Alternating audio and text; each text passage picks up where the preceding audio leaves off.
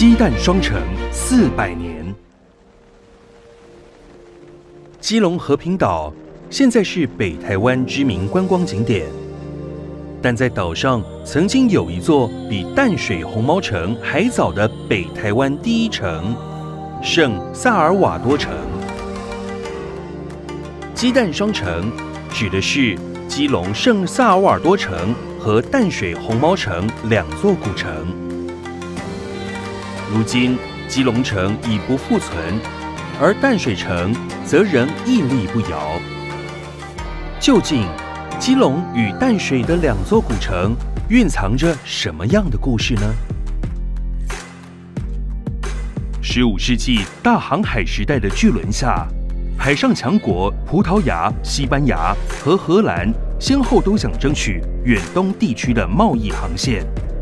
当时葡萄牙占领澳门，西班牙占领吕宋，荷兰则在占领印尼之后，进而占领台湾南部，作为与中国、日本贸易传教的据点。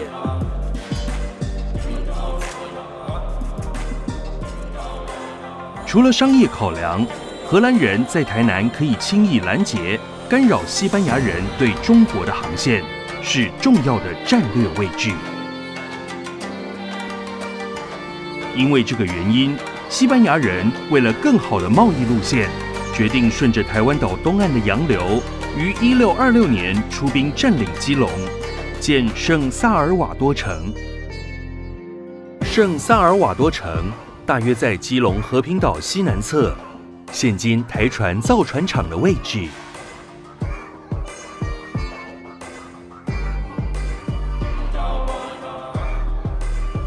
相较于今日淡水的红毛城，基隆圣萨尔瓦多城建筑结构更为完整与庞大。推测主体建筑以石墙建造，周边有4个冷堡，岛上高处设有炮台，每边城墙长约100公尺左右。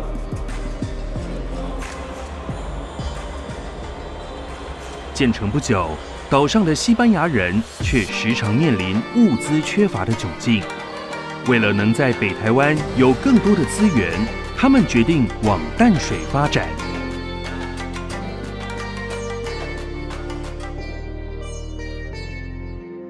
占领淡水河口后，西班牙人建造一处木构营寨，称为圣多明哥城，也就是现今红毛城的前身。之后，他们在北台湾扩展据点，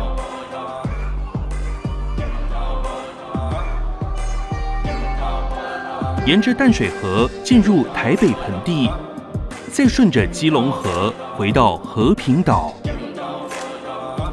当西班牙人以基隆、淡水为据点后，他们正式与台南的荷兰人成为台湾南北2大势力。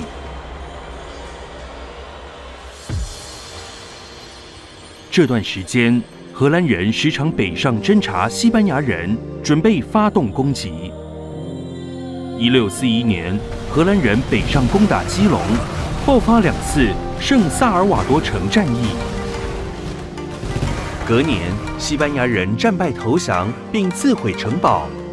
荷兰人重修基隆的城寨，改称北荷兰城。取得胜利的荷兰人又于1646年重建淡水的城寨，称为安东尼堡。自此，基隆、淡水双城成了荷兰人在台南大园之外，位于北台湾的2大重要据点。1661年，郑成功出兵攻打台南荷兰守军。隔年，荷兰人投降，并撤出南台湾，转往基隆、淡水。1668年，郑经北上攻打，荷兰人撤军时弃城离开，并刻意破坏城寨，正式重修北荷兰城，并改称基隆城。1683年正式降清后，基隆、淡水2座城逐渐荒废。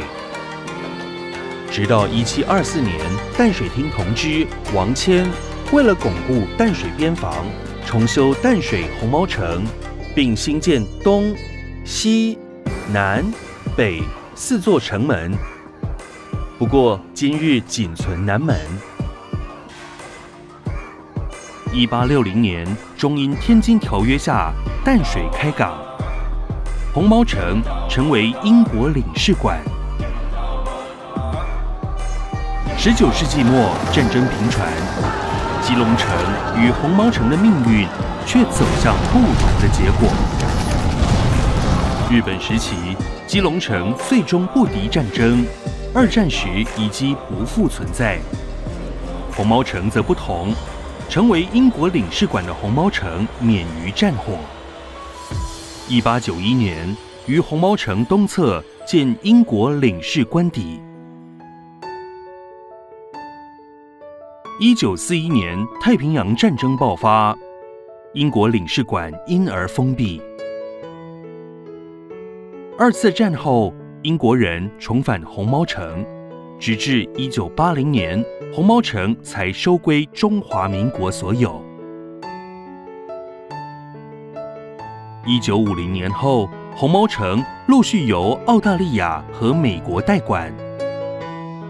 这座城近400年来，历经了西、和、明郑、清、日、英、澳、美和中华民国9个政权轮替。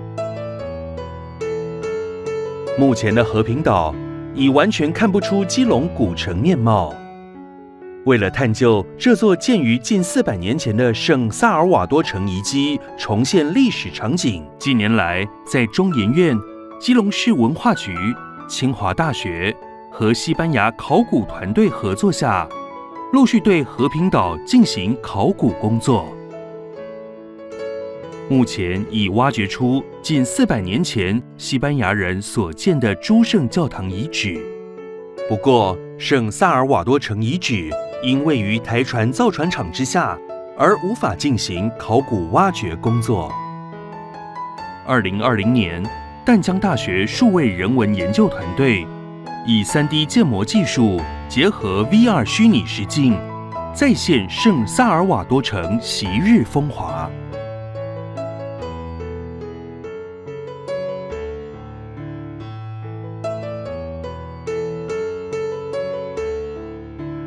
同时，也以同样的技术来展示红毛城的虚拟实境，让观众得以跨越时空，一睹国定古迹今日的风采。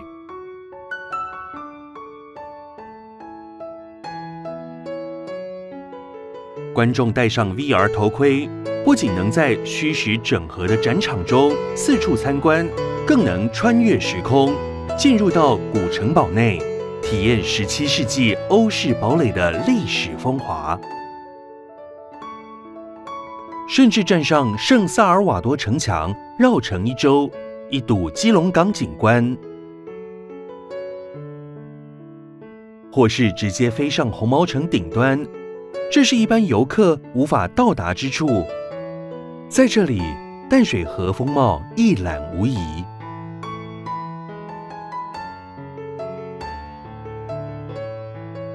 本研究成果也创新使用 VR 虚拟实境来建构展场，以环保低碳的数位化方式展示此次人文调查与建模的成果。